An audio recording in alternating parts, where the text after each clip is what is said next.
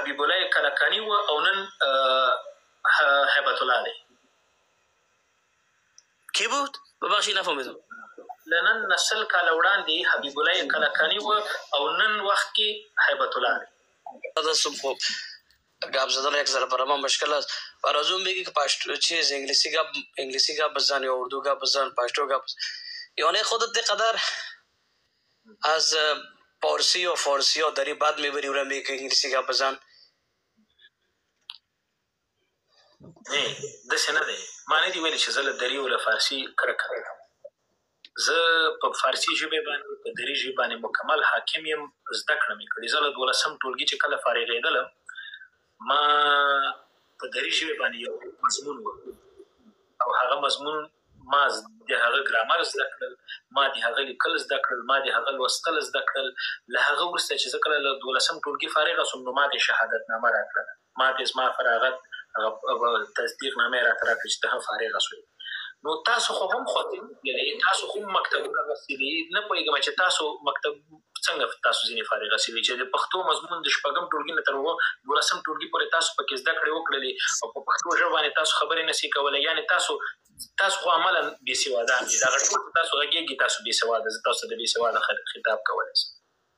نه گپ تو خود درست از هر زبان را که یک انسان یاد داشته باشه خوب برای فایده خودش است، چی پشتو باشه، چی در فارسی باشه، چی انگلیسی باشه، هر زبان دیگه که باشه. من تو اینجا یک بسیار یک پوینت تعصب طرف نشان میده. خب با متاسفانه که تو بسیار تعصب بگیری ولی تو یک نفر وقتی که نمیتونه که فارسی صحبت کنه یا پشتو صحبت کنه خب تو میتونی. خب ما اطمینان دارم که تو فارسی هم صحبت کرده میتونی. چرا که دمو فارسی صحبت نکردی؟ دا چې په تاسو په لیبونو کې دا چې کوم ځوان تصویر یې لګوي کنه هغه لفته چې کله یو پښتون ځوان ورشي ورته وایي دغه بغنه نو بیا زه به تا ته په کومه ژبه در سره مخاطب کېږم. برادرم سعید آصف خان تو از او کاپی نکو. تو برنامه خودت پیش ببر. تو از فکر خودت کار بگیر. نه چې څوک د هغه په فکر باندې ځوانان دي، د هغه ذهنیت لري، د هغه فکر لري، هغه باید اول د خپل د سواد کچه دلته موږ ته راښکاره کړي چې دوی څومره سواد لري، څومره پوهه لري، څومره علمیت لري. که یو ځوان په پښتو ژبې خبرې نشي کولی او د افغانستاني اصلا کې زه ورسره بحث نه کوم ځکه چې هغه بېسواده ده. د 12م ټولګي چې څوک فارغه نه وي زه ورسره غږېږم. خب فرق ما بین خودت او نفر خیلی دا چی است؟ فرق شته.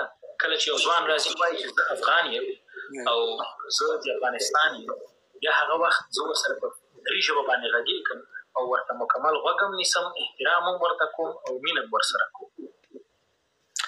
ما یک برات میزنم آصف خان. خب نمیفهم که خودت هر چی فکر میکنی. من تو ما ایره فکر ما توهین به خودت نمیکنم. خود جوان خوب هستی. ما از پنجشیر هستم. ما هم فارسی بلد هستم. من پشتو را گپ زدن نمیتونم. خب وقتی که تو صحبت میکنی من میفهم که تو چی میگی.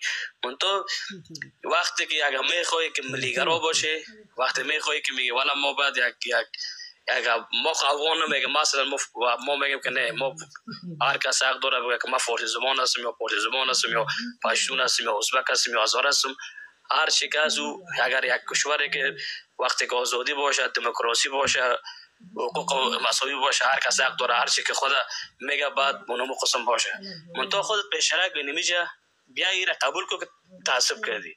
تو وقتی که میگی که زنن بیا درته وایم هر هغه ځوان چې د هغه ځوان په فکر باندې دی هغه تصویر یې اولوره چی میگینی برادر تا از خودت پیش برو. هغه پرېده زما وطن ګوره څوک زما په هویت غږېږي هغه باید په پښتو ژبې خبرې زده ولري. هغه باید د افغانستان کې دی پاتې شوی دی، باید افغان وي او دی د 12م ټولګي باید فارغ وي چې زه ورسره وغږېږم. زه له بېسواده سره نه غږېږم او هغه ځوان بېسواده و که د 12م ټولګي نه و فارغ و. که څوک راځي وایي چې زه په پښتو ژبې خبرې ځکه نشم کولی چې خب یک چند دقیقه مرا پایین نانداز ببخشی که من یک چند سوال از خودت میکنم.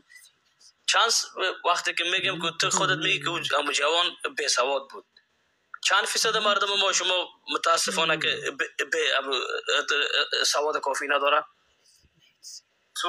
هدف ته څو چند فیصد مردم ما شما سواد کافی نداره دمی افغانستان؟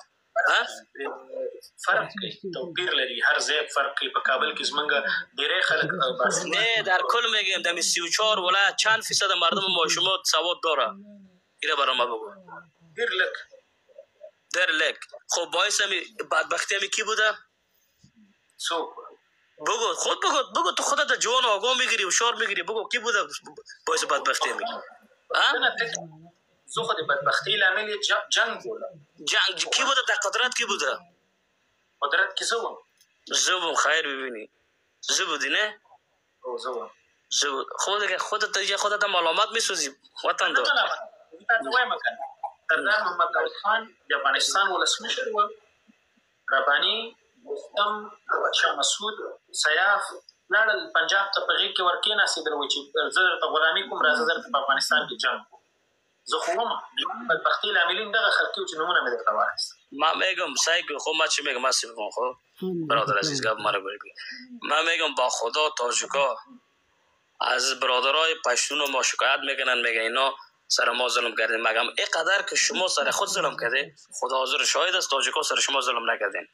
اینقدر بدبختی که در هلمند بود گوش کو، اینقدر بدبختی که در هلمند بود، اینقدر بدبختی که در پکتیا است، اینقدر بدبختی که در یک د قمر اجازه بده یک د قمر ما ته خپل سیمه ټولې معلوم دي، ما ته د پښتون میشتو سیمو ټول حالات معلوم دي. ضرور نه چې ته ما د بدبختیو په اړه راته وایې. زه دلته چې تا سره په کوم مورد باندې ما بحث درلوده او کومه پوښتنه مې چې در سره تا چې کومه پوښتنه وکړه په هغې در سره وغږېدلم.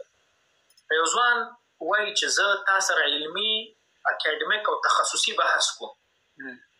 علمي او اکیډمیک او تخصصي بحث هغه وخت ته کولی شې چې ته حداقل بیچلر اوسېږي یا ماسټرز اوسېږي او یا د پي ایچ ډي کړې.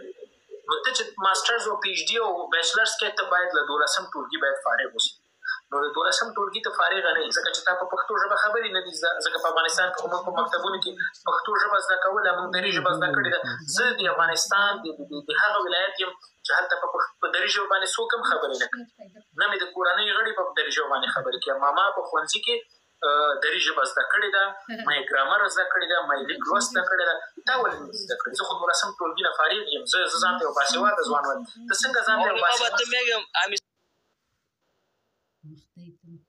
سوال ساده مرا تو جواب بده. تو من حیث یک جوان آگاه پشتون تو فکر کو که یک جوان تحصیل کرده پشتون امی باعث بدبختی که مردم بے سواد مانده طبقه اون